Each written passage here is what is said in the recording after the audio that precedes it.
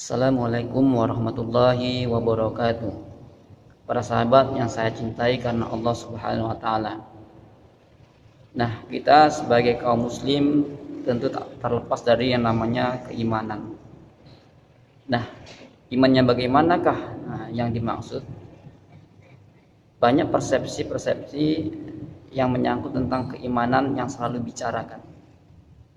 Namun di sini perlu kita lihat lagi bagaimanakah kemudian keimanan yang hakiki, keimanan yang produktif.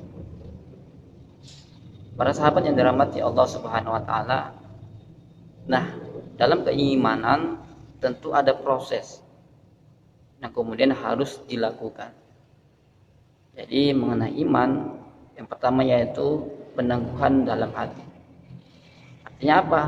Keyakinan dengan seyakin-yakinnya sampai atau hingga 100%. Nah, ini dalam masalah keimanan tidak dibenarkan kurang dari 100%. Artinya apa? Harus mutlak tentang yang diimani. Nah, kemudian yang kedua yaitu dikeluarkan dengan lisan. Nah, setelah kita memahami apa yang kita yakini, nah kemudian kita ikrarkan, kita sampaikan, kita bicarakan, kita diskusikan tentang keimanan tersebut. Nah, kemudian yang ketiga yaitu aplikasi atau pelaksanaan apa-apa yang sudah kita yakini tersebut.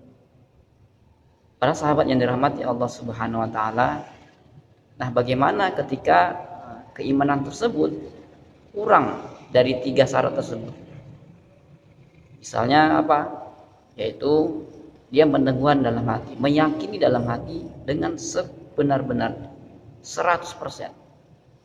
Namun kemudian tidak dibuktikannya dengan lisannya, tidak dibicarakan, tidak diskusikan. Nah, ini keimanan yang belum produktif. Yang ketiga yaitu dia beriman, meyakini sesuatu yang dari Islam tersebut, nah kemudian dia tidak mengaplikasikannya. Nah, ini juga berbahaya. Maka dari sini tentang keimanan, ketiga hal tersebut harus sejalan, harus dilakukan. Selain dia peneguhan dalam hati, nah kemudian dia ucapkan dengan lisan apa yang dia yakin. Nah, setelah dia ucapkan, nah kemudian mengaplikasikannya dalam kehidupan sehari-hari. Nah, saat ini kalau kita lihat banyak kemudian yang mengaku beriman kepada Allah Subhanahu wa taala, meyakini apa-apa yang berasal dari Allah Subhanahu wa taala, termasuklah aturan yang sudah ditentukan oleh Allah Subhanahu wa taala. Bahkan kaum muslimin juga mengatakannya, bahwasanya mengkiranya bahwasanya dia meyakini apa yang diatur oleh Allah Subhanahu wa taala dan kemudian dibicarakan. Namun yang ketiga tidak mereka lakukan. Nah, ini sebenarnya bermasalah. Saat ini banyak kemudian dalam hal aplikasi atau kehidupan sehari-hari, jujur nggak jujur, kita sudah menyaksikan secara terang-terangan. Banyak saat ini aturan Allah itu kemudian nggak diterapkan, nggak diaplikasikan di tengah-tengah masyarakat, bahkan sampai bernegara. Ya, ini kemudian menjadi tuntutan bagaimana keimanan kita.